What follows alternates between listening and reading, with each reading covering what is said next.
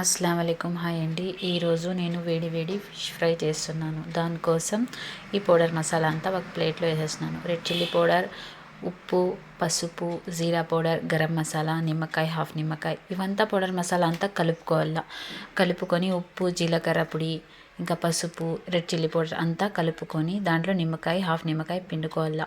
అది నిమ్మకాయ పిండిన తర్వాత పౌడర్ మసాలా అంతా నిమ్మకాయ అంతా కలిపేసి ఇట్లా హాఫ్ కిలో ఫిష్ పైన అంతా వేసేయాల. ఇట్లా వేసిన తర్వాత నీళ్ళు జల్లేసి రొంత ఫిష్ పైన అంతా మసాలా వేసినాం కదా, పౌడర్ మసాలా ఫిష్ పైన నీళ్ళు జల్లేసి అంతా కలుపుకొని మళ్ళీ ఇట్లా ఒక ప్లేట్లో సర్వ్ చేసుకున్నాను. మళ్ళీ డీప్ ఫ్రై కోసం కొంచెం నూనె వేసుకొని ఒక బౌన్లో అది నూనె హీట్ అయిన తర్వాత ఈ ఫిష్ కలిపి పెట్టినాం కదా, ఇది వేసేయాల. పీసెస్ వేసిన తర్వాత ఒక సైడ్ డీప్ ఫ్రై చేసుకోవాలా, ఇంకో సైడ్ కూడా డీప్ ఫ్రై చేసుకొని రొంత కరేపత్తా వేసుకొని దానిపైన డీప్ ఫ్రై చేసుకోవాలండి.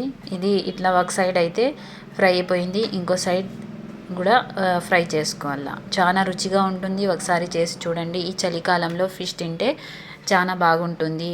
చలి కూడా ఎక్కువ వంటికి తగలదు. దానికోసం ఈ హీట్ కోసం ఎక్కువ చలి ఉంటే ఇది తింటే ఫిష్ ఫ్రై హీట్ వస్తుంది కదా, బాడీ బాగుంటుంది. ఇంకా జలుబుతో ఉంటే ఇది చేపల ఫ్రై తింటే తగ్గిపోతుందండి.